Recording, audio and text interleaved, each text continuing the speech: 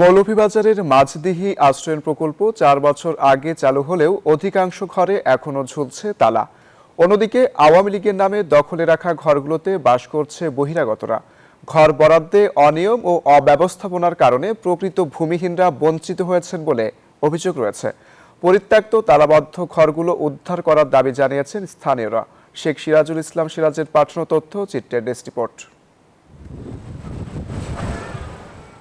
মৌলভীবাজারের শ্রীমঙ্গলের কালাপুর ইউনিয়নের মাঝদিঘি আশ্রয়ণ প্রকল্পের ঘরগুলো এখন বিত্তশালীদের দখলে।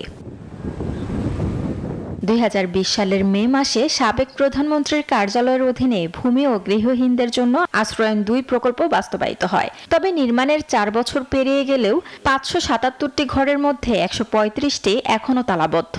স্থানীয়রা বলছেন, প্রকৃত ভূমিহীনদের বাদ দিয়ে ঘর বরাদ্দ দেওয়া হয়েছে রাজনৈতিক নেতাকর্মী ও সচ্ছল ব্যক্তিদের। আবার বরাদ্দপ্রাপ্ত ব্যক্তি ঘর বিক্রি বা ভাড়া দিয়েছেন অন্যদের কাছে। পদ্মা সেতু, মেট্রো রেল এবং এলিভেটেড এক্সপ্রেসওয়ে নির্মাণের গর্বিত অংশীদার বসুন্ধরা সিমেন্ট। যে অত সব গরিব এগুলো এরা আছে, এরা তো সব গর নাই, আর যারা ঠেকালা এরা গর লইয়া উইতাছে। ও বাচ্চালাই খালি ভাড়া দিয়ে থাকি, আমরা গর নাই এখানে। যে বেটি গড়ে থাকি গত 3 বছর হয়ে গেছে আমরা থাকায়, তো বেটি একটা দিন আইছেন আমরা গড় দেখার লাগি। অভিযোগ রয়েছে, উপজেলা নির্বাহী অফিস, ভূমি অফিস ও পিআইও অফিসে জানিয়েও কোনো ব্যবস্থা নেওয়া হয়নি।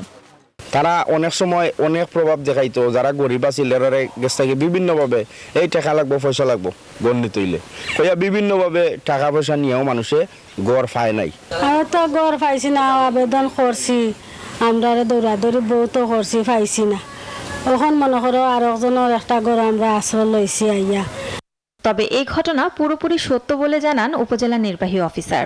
রাফলি গড়গুলো দেখে আসছি এবং তাদের পূর্ণাঙ্গ তথ্য যাচাই বাছাই করে যাদের নামে বন্দোবস্ত দেয়া আছে এবং যারা বসবাস করছে কিংবা যেগুলা বন্ধ আছে এই ব্যাপারে একটি বিস্তারিত প্রতিবেদন দেওয়ার জন্য আমরা সংশ্লিষ্ট ইউনিয়ন ভূমি সহকারী কর্মকর্তাকে ইতিমধ্যে নির্দেশনা প্রদান করেছি। তো সেই রিপোর্টটা নিজ থেকে আসবে, সেটা পাওয়ার সাপেক্ষে আমরা পরবর্তী আইনানুগ ব্যবস্থা নিব। সরকারের আশ্রয়ণ প্রকল্পের ঘর দ্রুত উদ্ধার এবং প্রকৃত ভূমিহীন ও অসহায় পরিবারগুলোকে পুনর্বাসনের দাবি স্থানীয়দের।